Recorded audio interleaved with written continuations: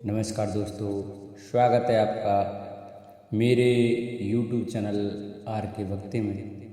भक्तों, आज हम आपको शनिवार व्रत की कथा सुनाएंगे, जिसमें कि राजा विक्रमादित्य की कहानी का वर्णन है।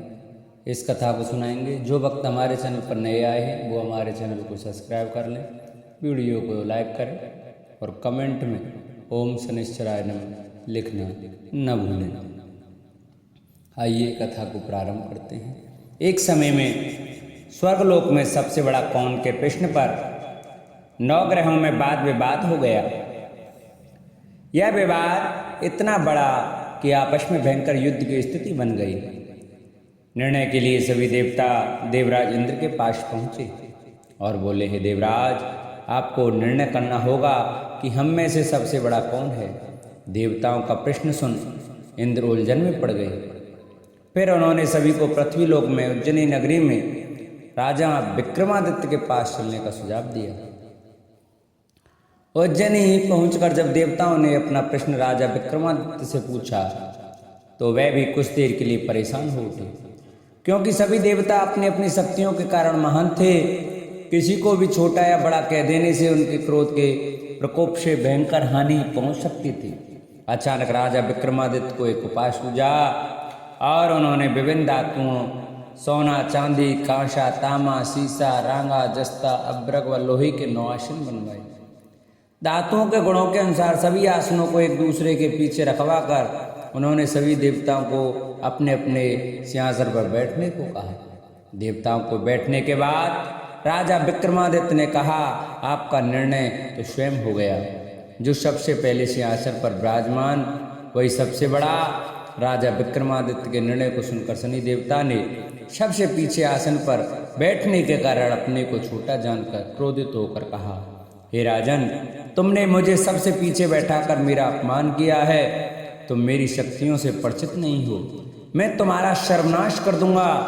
शनिदेव ने कहा, सूर्य एक राशि पर 1 महीने, चंद्रमा 2.25 दिन, मंगल 1.5 महीने, बुध और शुक्र 1 महीने, बृहस्पति 13 महीने रहते हैं, लेकिन मैं किसी भी राशि पर 7.5 वर्ष तक रहता हूँ। बड़े बड़े देवताओं को मैंने अपने प्रकोप से पीड़ित किया है। अब तू भी मेरे प्रकोप से नहीं बच सकेगा। इसके बाद अन्य ग्रहों के देवता तो प्रसन्नता के साथ चले गए, परंतु शनिदेव बड़े क्रोध के साथ वहां से विदा हुए। विक्रमादित्य से बदला लेने के लिए एक दिन शनिदेव ने घोड़े के व्यापारी का रूप धारण किया और बहुत से घोड़ों के साथ उज्जैनी नगरी पहुंचे।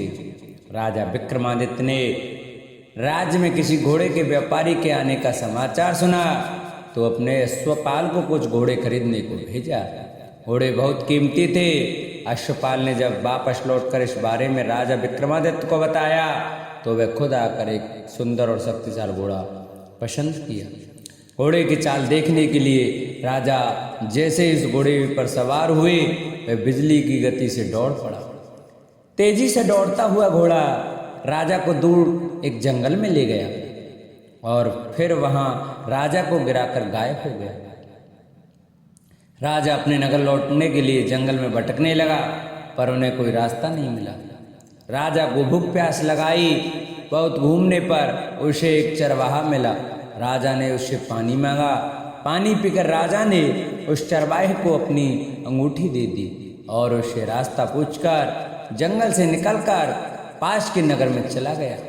नगर पहुंचकर राजा एक सेठ की दुकान पर बैठकर कुछ देर आराम किया। राजा के कुछ देर दुकान पर बैठने से सेठ जी की बहुत बिक्री हुई। सेठ ने राजा को भाग्यवान समझा और उसे अपने घर भोजन पर ले गया। सेठ के घर में सोने का एक हार खूंटी पर लटका हुआ था। राजा को उस कमरे में छोड़कर सेठ कुछ देर के लिए बाहर चला गया। तभी एक आश्चर्य घटना घटी। राजा के देखते देखते सोने के उस हार को खूंटी निगल गई। सेठ ने जब हार गायब देखा तो उसने चोरी का संदेह राजा पर किया और अपने नौकरों से कहा कि इस परदेशी को रस्सियों से बांधकर नगर के राजा के पास ले चलो। राजा ने विक्रमादित्य से हार के बारे में पूछा तो उसने बताया कि खूंटी ने हार को निगल लिया है। इस पर राजा क्रोधित होकर चोरी करने के अपराध में विक्रमादित्य के हाथ पांव काटने का आदेश दे दिया। सैनिकों ने राजा विक्रमादित्य के हाथ पांव काटकर उसे सड़क पर छोड़ दिया। कुछ दिन के बाद एक तेली उसे उठाकर अपने घर ले गया और उसे कोलू पर बैठा दिया।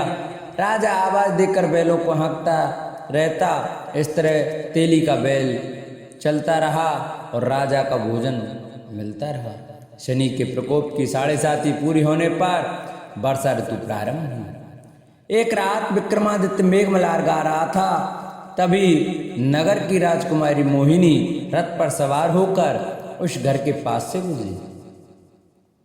उसने मल्हार सुना तो उसे अच्छा लगा और दासी को भेजकर गाने वाले को बुला लाने को कहा। दासी लौटकर राजकुमारी को अपंग राजा के बारे में सब कुछ बता दिया। राजकुमारी उसके मेघमल्हार से बहुत मोहित हुई और सब कुछ जानते हुए भी उसने अपंग राजा से विवाह करने का निश्चय किया। राजकुमारी ने अपने माता पिता से जब यह बात कही तो वह हैरान रह गए। उन्होंने उसे बहुत समझाया पर राजकुमारी ने अपनी जिद नहीं छोड़ी और प्राण त्याग देने का निश्चय कर लिया। आखिरकार राजा रानी को विवश होकर अपंग विक्रमादित्य से राजकुमारी का विवाह करना पड़ा। विवाह के बाद राजा विक्रमादित्य और राजकुमारी तेली के घर में रहने लगे। उसी रात स्वप्न में शनिदेव ने राजा से कहा, राजा तुमने मेरा प्रकोप देख लिया, मैंने तुम्हें अपने अपमान का दंड दिया है। राजा ने शनिदेव से क्षमा मांगने को कहा और प्रार्थना की, हे शनिदेव आपने जितना दुख मुझे दिया अन्य किसी को न देना। शनिदेव ने कहा, राजन मैं तुम्हारी प्रार्थना स्वीकार करता हूँ। जो कोई स्त्री पुरुष मेरी पूजा करेगा, शनिवार को व्रत करके मेरी व्रत कथा सुनेगा, उस पर मेरी अनुकंपा बनी रहेगी। प्रातःकाल राजा विक्रमादित्य की नींद खुली तो अपने हाथ पांव देखकर राजा को बहुत खुशी हुई। उसने मन ही मन शनिदेव को प्रणाम किया। राजकुमारी भी राजा के हाथ पांव सलामत देखकर आश्चर्य में डूब गई। तब राजा विक्रमादित्य ने अपना परिचय देते हुए शनिदेव के प्रकोप की सारी कहानी सुनाई। इधर सेठ को जब इस बात का पता चला तो दौड़ता हुआ तेली के घर पहुंचा और राजा के चरणों में गिरकर क्षमा मांगने लगा। राजा ने उसे क्षमा कर दिया क्योंकि यह सब तो शनिदेव के प्रकोप के कारण हुआ था। सेठ राजा को अपने घर ले गया और उसे भोजन कराया। भोजन करते समय वहाँ एक आश्चर्य घटना घटी। सबके देखते देखते स्कूटी ने हार उगल दिया। सेठ जी ने अपनी बेटी का विवाह भी राजा के साथ कर दिया और बहुत से स्वर्ण आभूषण धन आदि देकर राजा को विदा किया। राजा विक्रमादित्य राजकुमारी मोहिनी और सेठ की बेटी के साथ उज्जैनी पहुँचे तो नगरवासियों ने हर्ष के साथ उनका स्वागत किया। अगले दिन राजा विक्रमादित्य ने पूरे राज्य में घोषणा करवाई कि शनिदेव सब देवों में सर्वश्रेष्ठ हैं। प्रत्येक स्त्री पुरुष शनिवार को उनका व्रत करें और व्रत कथा अवश्य सुनें। राजा विक्रमादित्य की घोषणा से शनिदेव बहुत प्रसन्न हुए। शनिवार का व्रत करने और व्रत कथा सुनने के कारण सभी लोगों की मनोकामनाएं शनिदेव की अनुकंपा से पूरी होने लगीं।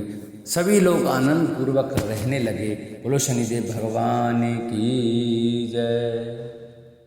जिन भक्तों को हमारी कथा और वीडियो अच्छी लगी हो वो हमारी वीडियो को ज़्यादा से ज़्यादा शेयर करें, जिससे कि और भी भक्त हमारी कथा को सुन सकें और शनिदेव के प्रकोप से बच सकें।